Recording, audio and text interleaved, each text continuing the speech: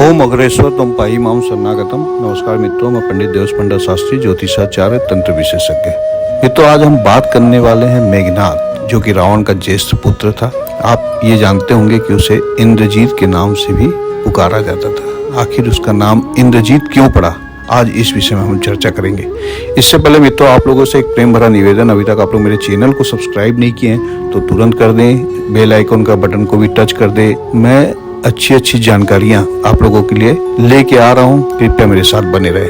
अब आगे बढ़ते हैं मित्रों और चर्चा करते हैं कि मेघनाद का नाम आखिर इंद्रजीत क्यों पड़ा। मेघनाद रावण का ज्येष्ठ पुत्र था और बहुत ही शक्तिशाली था। कहा जाता है कि रावण से भी ज्यादा शक्ति मेघनाद में थी। काफी उसने तपस्या की थी और दैत्यों के गुरु शुक्राचार्य की मदद से उन्होंने कई विद्याएं हासिल की थी और भगवान ब्रह्मा, विष्णु, महेश को प्रसन्न करके अपनी तपस्या से कई अस्त्र शस्त्र हासिल किए थे, जिससे वो अजय हो गया था। उसे हराना ना तो किसी देवता के लिए संभव था, ना किसी राक्षस के लिए। माने धरती लोक पे उसे कोई भी नहीं हरा सकता था, इतना शक्तिशाली हो चुका था मेघनाद। एक बार की बात है, जब लंकापति रावण विश्व विजय करने को सोचे और विश्व विजय के लिए निकल पड़े। जब उन्होंने पूरी धरती को अपने अधीन कर लिया, तब वो देवलोक पे हमला कर दिए और देवताओं के साथ युद्ध किए। देवताओं से वो परास्त हो गए और भगवान इंद्र ने उन्हें बंदी बना लिया। जब ये बात मेघनाद को पता चली तो वो काफी क्रोधित हुए। उसने अपने पूरे अस्त्र शस्त्र सेना के साथ मेघनाद ने इंद्र के स्वर्गलोक पे हमला कर दिया और इंद्र को परास्त कर दिया।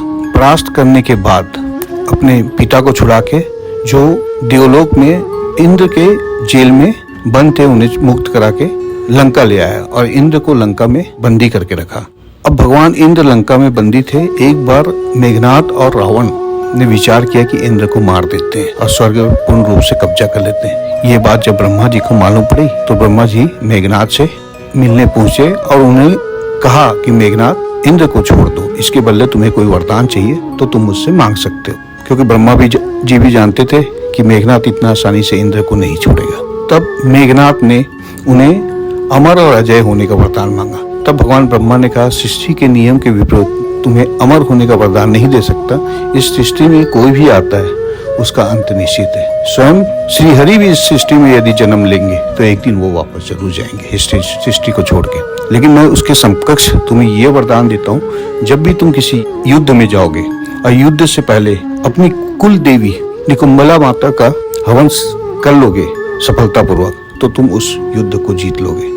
ऐसा करके तुम अजय हो जाओगे। मेघनाद समझ गया कि अब मुझे दुनिया में कोई नहीं हरा सकता। उसने भगवान इंद्र को छोड़ दिया। ब्रह्मा जी के आदेश पे ब्रह्मा जी उससे प्रसन्न होकर उसे इंद्रजीत नाम से संबोधित किए। उसी के बाद मेघनाद का नाम इंद्रजीत पड़ा। इंद्र पे विजय हासिल करने वाला इंद्रजीत। और रामायण आपने सुना होगा तो आप देखेंगे भगवान लक्ष्मण से जब युद्ध चलता है मेघनाद का, तो मेघनाद इंद्रजीत अपनी कुल देवी का हवन करने जाते हैं, जिसे लक्ष्मण पहुंच के विफल कर देते हैं, हवन को पूर्ण होने नहीं देते हैं और बाद में लक्ष्मण भगवान मेघनाद का, इंद्रजीत का वध कर देते हैं। तो ये कहानी है मेघनाद की, इंद्रजीत की, कि उनका नाम इस कारण मेघनाद से इंद्रजीत पड़ा। इसके साथ मैं यही आपसे विदा लेता हूँ। जय माता दी, नमस्कार मित्रों।